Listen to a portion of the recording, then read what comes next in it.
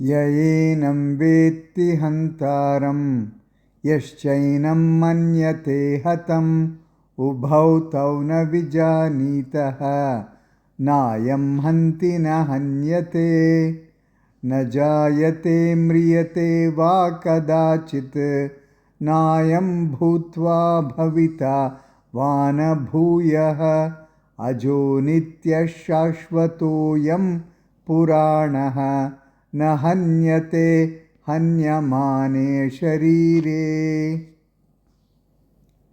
वेदाविनाशिनं नित्यं ययेनमजमव्ययं कथं स पुरुषः पार्थ कं घातयति हन्तिकम् वासांसि जीर्णानि यथा विहाय नवानि गृह्णाति नरोपराणि तथा शरीराणि विहाय जीर्णानि अन्यानि संयाति नवानि देहि नैनं छिन्दन्ति शस्त्राणि नैनं दहति पावकः न चैनं क्लेदयन्त्यापः न शोषयति मारुतः अच्छेद्योऽयमदाह्योऽयम् अक्लेद्यो शोष्य एव च नित्यः सर्वगतस्तानुः अचलोऽयं सनातनः अव्यक्तोऽयमचिन्त्योऽयम् अविकार्योऽयमुच्यते तस्मादेवं विदित्वैनं नानुशोचितुमर्हसि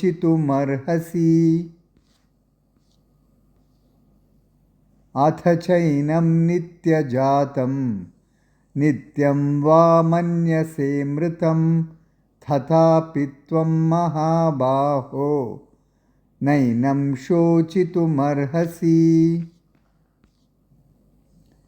जातस्य हि ध्रुवो मृत्युः ध्रुवं जन्म मृतस्य च तस्मादपरिहार्येऽर्थे न त्वं शोचितुमर्हसि अव्यक्तादीनि भूतानि व्यक्तमध्यानि भारत अव्यक्तनिधनान्येव तत्र का परिदेवना आश्चर्यवत् पश्यति कश्चिदेनम् आश्चर्यवत् वदति तथैव चान्यः आश्चर्यवच्चैनमन्यः शृणोति श्रुत्वाप्येनं वेद न चैव कश्चित् देही नित्यमवध्योऽयं देहे सर्वस्य भारत तस्मात् सर्वाणि भूतानि न त्वं शोचितुमर्हसि स्वधर्ममपि चावेक्ष्य न विकम्पितुमर्हसि धर्म्याद्धियुद्धात् श्रेयोऽन्यत् क्षत्रियस्य न विद्यते यदृच्छया चोपपन्नं स्वर्गद्वारमपावृतं सुखिनः क्षत्रियाः पार्थ लभन्ते युद्धमीदृशम् अथ चेत्त्वमिमं धर्म्यं सङ्ग्रामं न करिष्यसि ततः स्वधर्मं कीर्तिं च हित्वा पापमवाप्स्यसि अकीर्तिं चापि भूतानि कथयिष्यन्ति ते व्ययां सम्भावितस्य चाकीर्तिः मरणादतिरिच्यते भयाद्ध्रणादुपरतं मंस्यन्ते त्वां महारथाः येषां च त्वं बहुमतः भूत्वा यास्यसि लाघवम्। अवाच्य वादांश्च बहून् वदिष्यन्ति तवाहिताः। निन्दन्तस्तव सामर्थ्यं ततो दुःखतरं नु किम्। हतो वा प्राप्स्यसि स्वर्गं जित्वा वा भोक्ष्यसे महीम्। तस्मादुत्थिष्ठ कौन्तेय युद्धाय कृतनिश्चयः। सुखदुःखे समे कृत्वा लाभालाभौ जयाजयौ। ततो युद्धाय युज्यस्व नैवं पापमवाप्स्यसि। एषा ते विहिता सांख्ये बुद्धिर्योगे त्विमां शृणु। बुद्ध्या युक्तो यया पार्थ कर्मबन्धं प्रहास्यसि। नेहाभिक्रमणाशोऽस्ति प्रत्यवायो न विद्यते। स्वल्पमप्यस्य धर्मस्य त्रायते महतो भयात्। व्यवसायात्मिका बुद्धिः एकेह कुरु नन्दन। बहुशाखाह्यनन्ताश्च बुद्धयो व्यवसायिनाम्। यामिमां पुष्पितां वाचं प्रवदन्त्यविपश्चितः। वेदवादरताः पार्थ नान्यदस्तीति वादिनः। कामात्मानस्वर्गपराः जन्मकर्मफलप्रदां क्रियाविशेषबहुलां भोगैश्वर्यगतिं प्रति। भोगैश्वर्यप्रसक्तानां तयापहृतचेतसां व्यवसायात्मिका बुद्धिः समाधौ न विधीयते। त्रैगुण्यविषया वेदाः निस्त्रैगुण्यो भवार्जुन। निर्द्वन्द्वो नित्यसत्त्वस्थः निर्योगक्षेम आत्मवान्। यावानर्थ उदपाने सर्वतः सम्प्लुतोदके। तावान् सर्वेषु वेदेषु ब्राह्मणस्य विजानतः।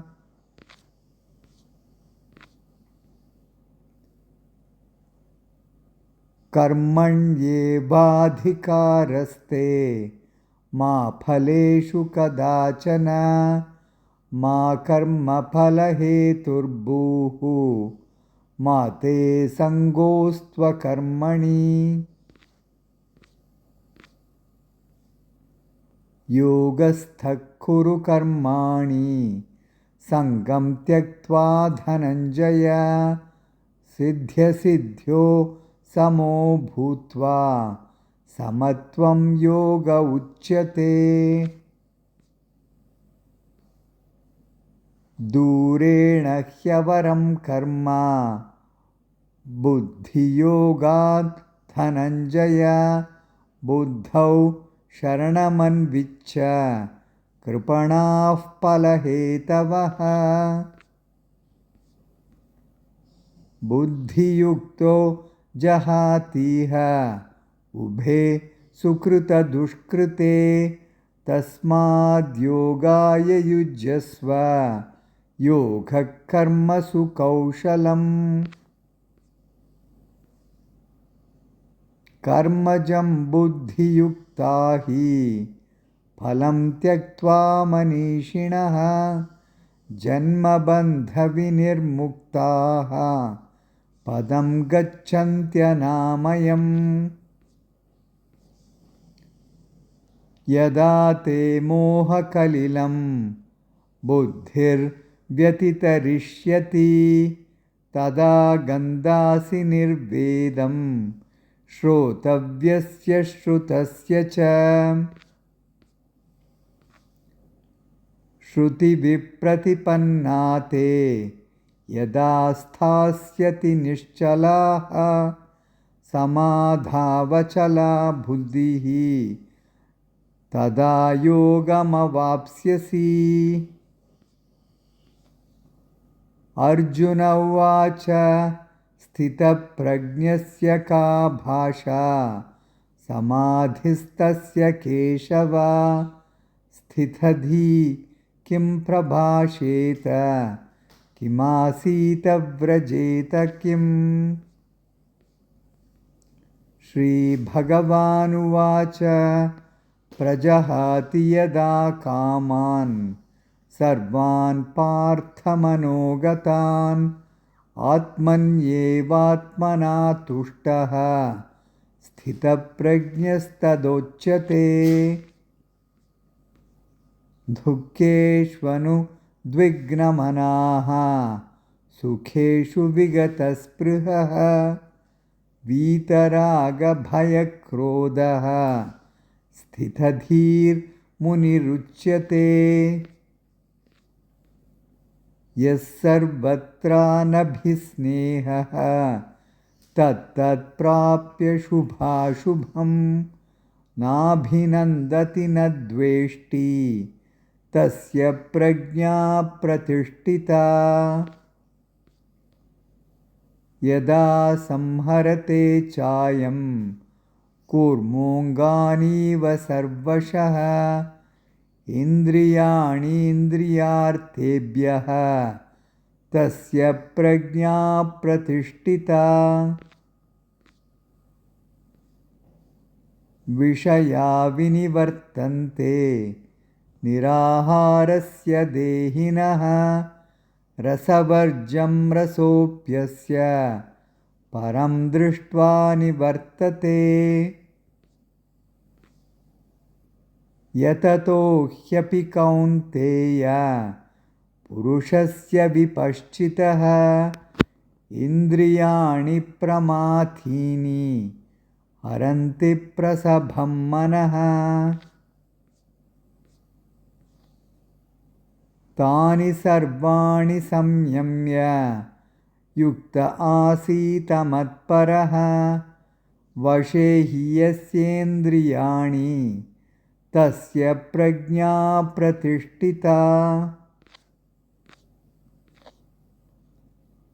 ध्यायतो विषयान् पुंसः सङ्गस्तेषूपजायते सङ्गात् सञ्जायते कामः कामात् क्रोधोऽभिजायते क्रोधात् भवति सम्मोहः सम्मोहात् स्मृतिविभ्रमः स्मृतिभ्रंशात् बुद्धिनाशः बुद्धिनाशात् प्रणश्यति। रागद्वेषवियुक्तैस्तु विषयानिन्द्रियैश्चरन् आत्मवश्यैर्विधेयात्मा प्रसादमधिगच्छति। प्रसादे सर्वदुःखानां हानिरस्योपजायते प्रसन्नचेतसो ह्याशुः बुद्धिः पर्यवतिष्ठते। नास्ति बुद्धिरयुक्तस्य न चायुक्तस्य भावना न चाभावयतः शान्तिः अशान्तस्य कुतः सुखम्। इन्द्रियाणां हि चरतां यन्मनोनुविधीयते तदस्य हरति प्रज्ञां वायुर्नावमिवाम्भसि। भसि। तस्माद्यस्य महाबाहो निगृहीतानि सर्वशः इन्द्रियाणीन्द्रियार्थेभ्यः तस्य प्रज्ञा प्रतिष्ठिता। या निशा सर्वभूतानां तस्यां जागर्ति संयमी। यस्यां जागृति भूतानि सा निशा पश्यतो मुनेः। आपूर्यमाणमचलप्रतिष्ठं समुद्रमापः प्रविशन्ति यद्वत् तद्वत् कामायं प्रविशन्ति सर्वे स शान्तिमाप्नोति न कामकामी। विहाय कामान् यः सर्वान् पुमांश्चरति निःस्पृहः निर्ममो निरहङ्कारः स शान्तिमधिगच्छति। एषा ब्राह्मी स्थितिः पार्थ नैनां प्राप्य विमुह्यति। स्थित्वा स्यामन्तकालेऽपि ब्रह्मनिर्वाणमृच्छति। ॐ तत्सदिति श्रीमद्भगवद्गीतासु उपनिषत्सु ब्रह्मविद्यायां योगशास्त्रे श्रीकृष्णार्जुनसंवादे सांख्ययोगो नाम द्वितीयोऽध्यायः। ओम तत्सत्।